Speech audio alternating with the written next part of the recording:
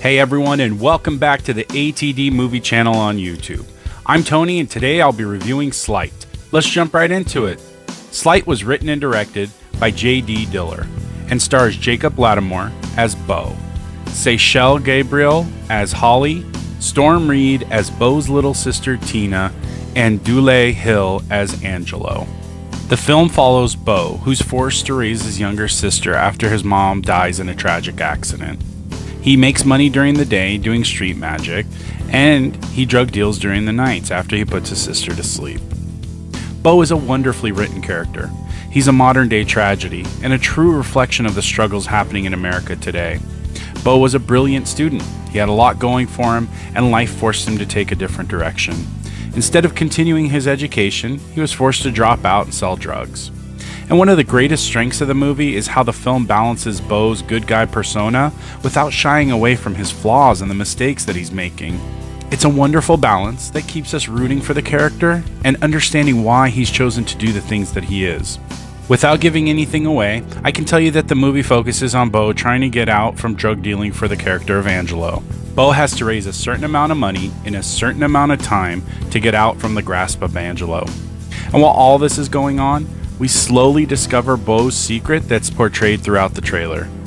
How does Beau do his magic? Does he have superpowers? Sorry, I'm not going to spoil it here. These are just some questions that the trailer raises.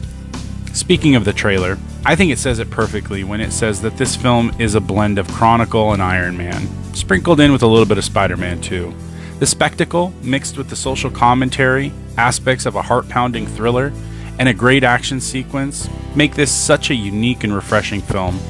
The movie has other great characters too. Seychelle Gabriel's character of Holly is also really well written. She's not just the love interest or a damsel in distress. She's a great character and has a great backstory. We can easily see why the two main characters are attracted to each other on an emotional level. And her rationale for helping Beau get through the mess he's gotten himself into is not only plausible, it's believable. I also really like the young actress playing Beau's sister. She's a very funny and a very talented little girl.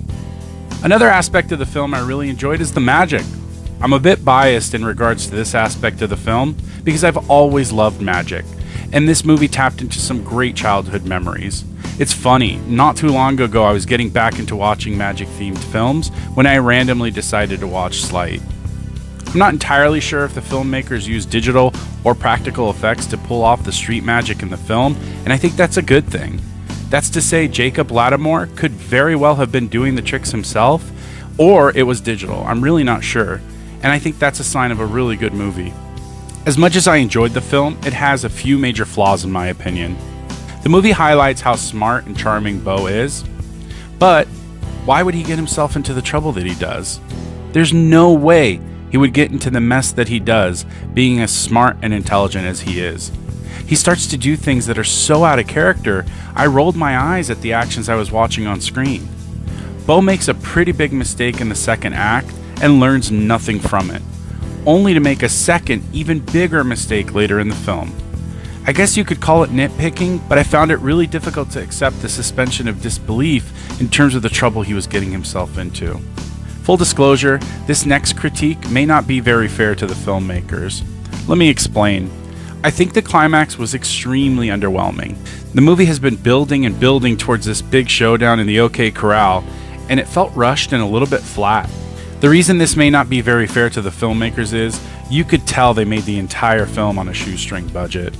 Had J.D. Diller and company had more money, I'm sure they could have pulled off a big budget action sequence. To me, the climax was not the payoff I expected after the build-up. And again, it may not be fair. Overall, this was a very entertaining film that told a compelling story and featured some really well-written characters. And it also sprinkled in some powerful social commentary and some spectacle too. I highly recommend you support this film. So, have you seen this little gem?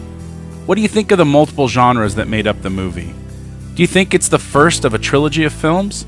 Leave us a comment below and be sure to give us a thumbs up if you enjoyed the video.